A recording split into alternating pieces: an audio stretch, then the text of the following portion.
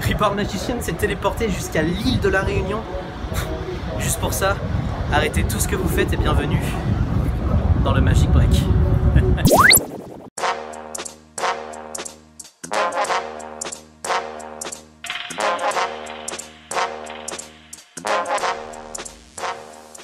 Eh bien, bonjour à tous et bienvenue pour ce nouveau Magic Break. Au sommaire de ce mois-ci, on commencera par la traditionnelle rubrique du point info, qui sera d'ailleurs suivie par la rubrique hors contexte, une nouvelle rubrique qui vous sera présentée par Hugo, j'espère que cela vous plaira. On continuera ensuite par le zap, puis nous finirons avec la rubrique avoir la classe d'Eliott, ainsi que la rubrique FAQ qui vous sera présentée par JS.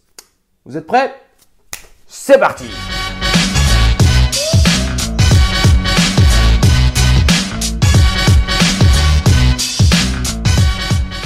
La première information que je vais vous donner est très importante et j'espère qu'elle vous plaira.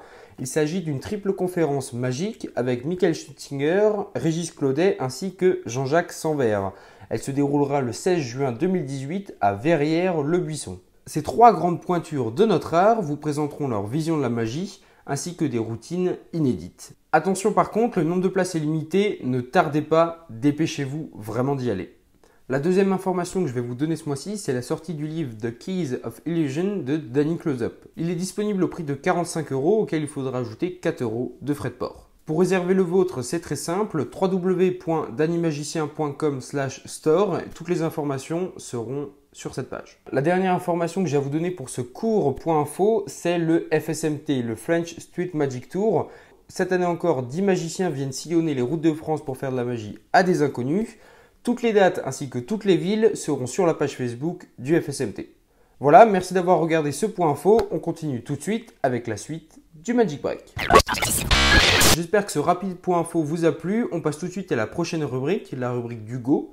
C'est une nouvelle rubrique qui s'intitule Hors contexte. J'espère qu'elle vous plaira. C'est parti. Dérangeante, voyeuriste, glauque, révoltante, polémique. Ce sont les mots de la presse, ce sont les mots qu'a eu la presse sur le sujet dont je vais vous parler aujourd'hui. Bon, je ne vais pas maintenir le suspense plus longtemps. Aujourd'hui, je vais vous parler de The Push, présenté par Darren Brown.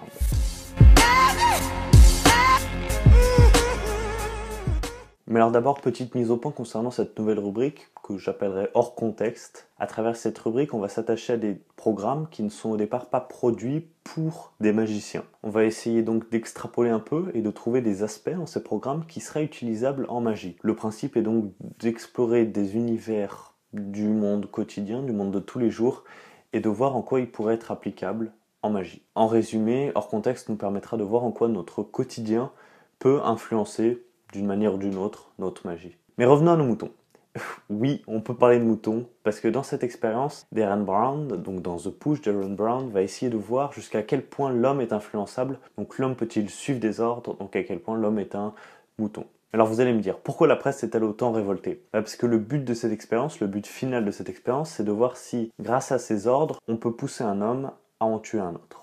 En effet, l'émission est très sensationnelle, très british diront certains. Et un des gros bémols de cette expérience est justement cet aspect sensationnel, qui va faire que ça ne sera justement pas une expérience. Je m'explique, il n'y a aucun éclairage scientifique qui ne sera apporté au cours de l'émission. Juste Darren Brown, un mentaliste anglais, pour vous situer un peu qui est cette personne, commentera l'expérience, mais il n'est pas reconnu comme scientifique, c'est un mentaliste. Et c'est pour ça qu'on va mettre The Push dans cette rubrique en parallèle avec l'expérience Milgram. Le principe de l'expérience est plutôt le même. Milgram, à travers cette expérience, a essayé de voir si en obéissant à une autorité, un homme pouvait aller jusqu'à électrocuter à mort un autre homme. La seule grosse différence de taille, c'est que Milgram c'était un scientifique et que cette expérience était un de ses travaux qui avait donc un réel but scientifique. Mais on va en venir au point intéressant. En quoi ces deux expériences, elles peuvent nous aider dans notre magie? La première réponse, c'est que ces expériences, ce sont des mines d'or en termes de conditionnement du spectateur. La première séquence du programme The Push est excellente pour s'en rendre compte. Vous avez remarqué, je ne dis rien, je ne spoilerai rien sur ces deux programmes.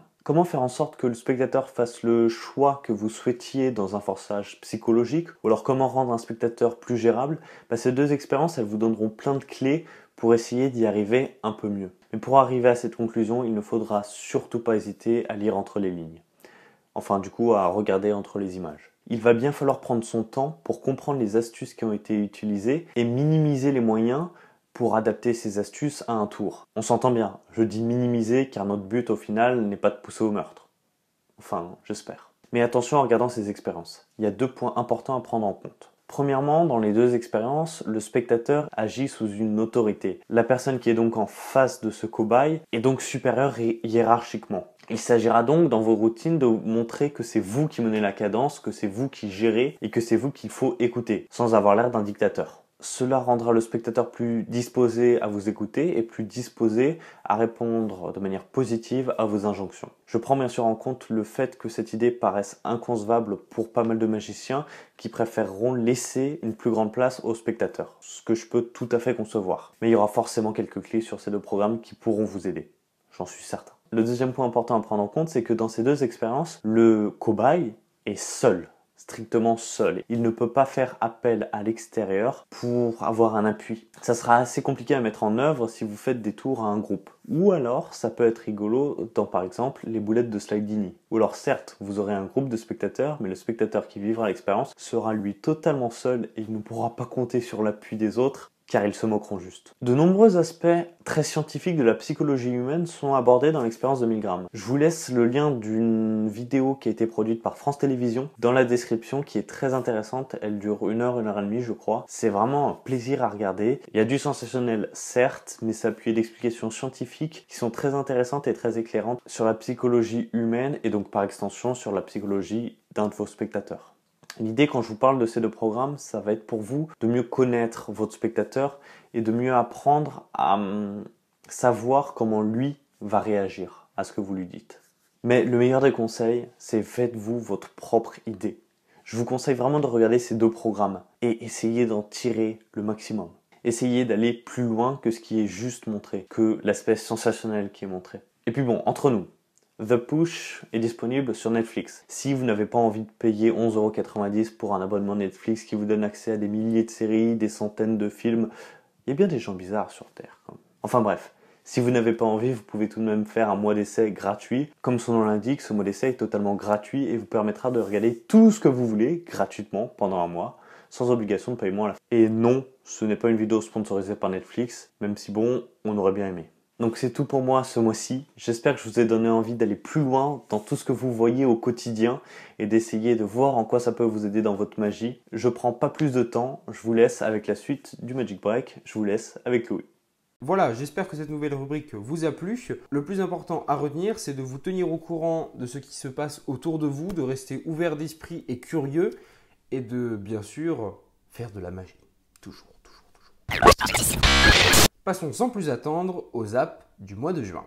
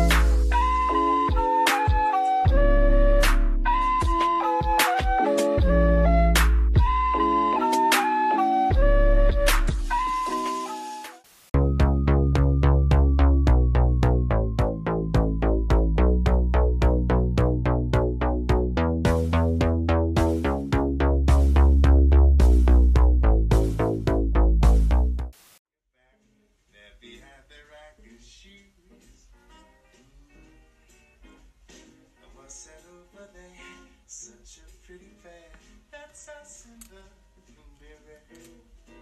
Such a vintage view, that falls in here with you. I'm digging me, digging you, digging me, digging you. I'm digging me, digging you, dig. All of my life, I've been holding on. All of these years, I've been waiting so patiently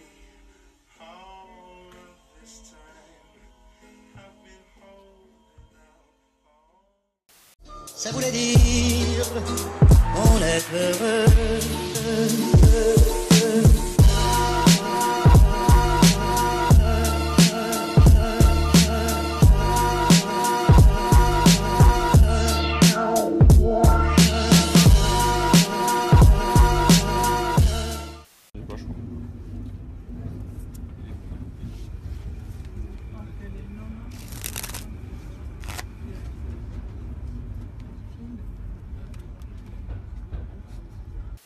Yo, Chuck, bust the move, man.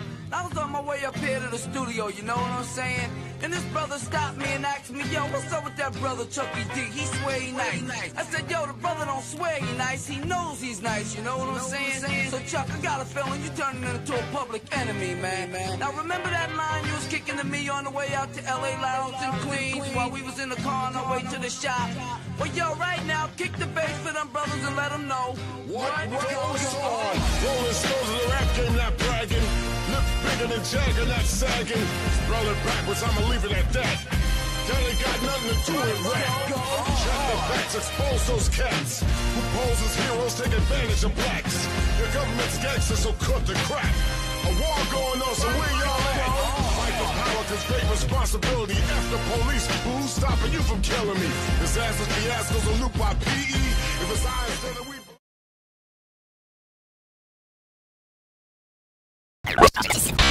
Fini la pause détente du zap, attrapez un paquet de cartes. Je vous propose tout de suite de commencer la rubrique Avoir la classe d'Eliott qui vous explique ce mois-ci un change bien croustillant.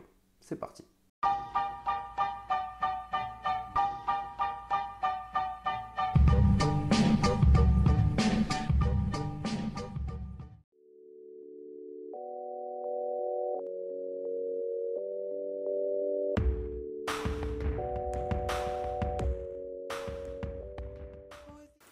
Alors tout d'abord, je suis désolé de vous emmener à l'intérieur avec un temps si beau, mais j'ai dû me réfugier parce que les oiseaux ne voulant pas cesser leurs ébats pour ma vidéo, j'ai dû, comme je l'ai dit, me réfugier.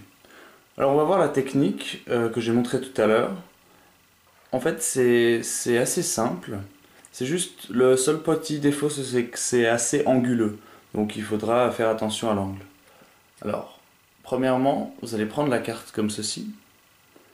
Bien sûr, elle sera tenue vers le bas, mais là je vous le montre dans l'autre sens. Vous allez tirer avec votre auriculaire jusqu'à ce que le coin supérieur de la carte du dessous atteigne le pouce, comme ceci. Donc de ici, vous passez à ici, pour que le coin supérieur droit de la carte inférieure touche le pouce. Une fois que c'est fait, la main gauche va venir récupérer la carte. Elle tire la carte et la main droite reste en contact, en tout cas avec le majeur, avec la carte qui était initialement au-dessus, et elle va recoulisser au-dessus, comme ceci.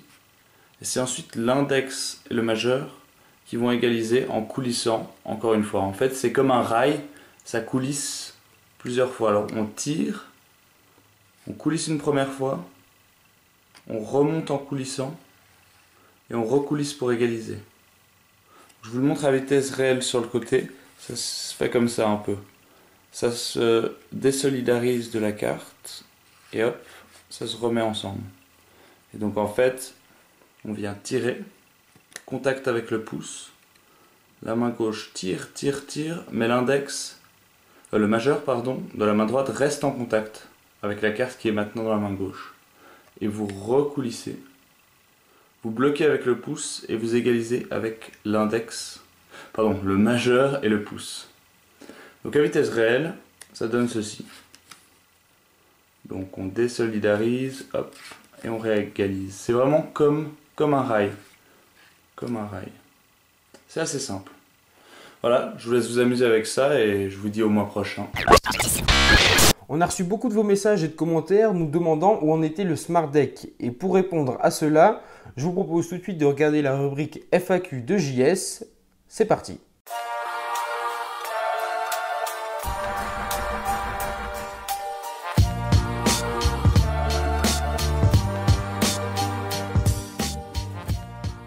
Salut à tous, rubrique FAQ, donc très rapide pour répondre à quelques questions qui reviennent régulièrement sur les réseaux sociaux, et donc n'hésitez pas à en reposer dans les commentaires si vous voulez des compléments dans le prochain Magic Break.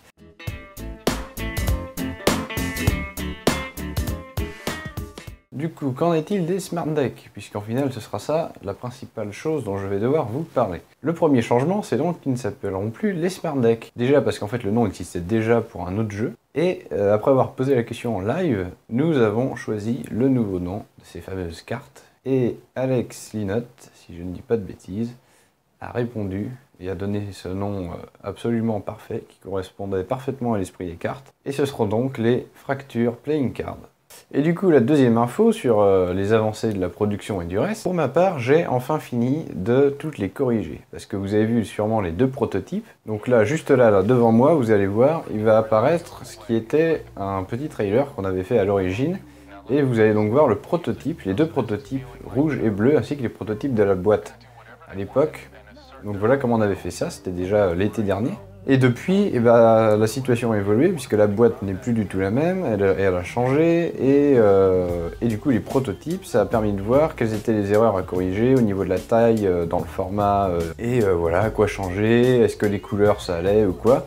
Donc il y avait tous ces petits détails là à changer et j'ai enfin fini de les changer, donc désormais toutes les cartes, toutes les faces et les dos sont prêts. Maintenant il ne reste plus que l'étape finale, la production.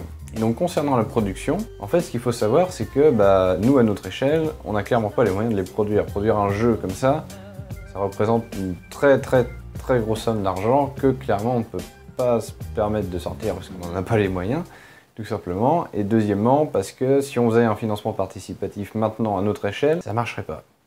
Du coup la solution, et qui de toute façon était prévue pour le reste de nos produits, en tout cas tout ce qui va être vente de tours de magie, on est en train de finir de traduire notre site, ainsi que nos vidéos et le reste, et nos produits aussi. On fait voilà une version anglaise, et en fait ça va permettre de s'exporter à l'international forcément, et du coup du fait de s'être exporté à l'international, et du coup on aura une beaucoup plus large audience, et du coup si on lance un financement participatif à ce moment-là, il y a beaucoup plus de chances que ça réussisse, et à ce moment-là, on pourra enfin imprimer toutes les cartes et les boîtes. Mais voilà, donc restez patients pour les jeux. On n'a rien abandonné, mais voilà, c'est le problème des grosses productions comme ça. C'est le problème d'être un tout petit truc et de vouloir faire une production qui est quand même à proportion. Donc voilà, il faut réussir à équilibrer le truc et à se donner les moyens d'y aboutir, même si ça prend beaucoup de temps. C'est tout pour moi pour cette FAQ. Je vous laisse avec la suite ou la fin du Magic Break avec Monsieur Louis et je vous dis ciao. Voilà, n'hésitez pas si vous avez d'autres questions pour les prochains Magic Break, on se fera un plaisir de répondre dans la FAQ. Voilà, le Magic Break c'est fini. Comme d'habitude, si cela vous a plu, n'hésitez pas à lâcher un like ou mettre un commentaire, ça nous fait toujours plaisir et on se revoit le mois prochain. Ciao.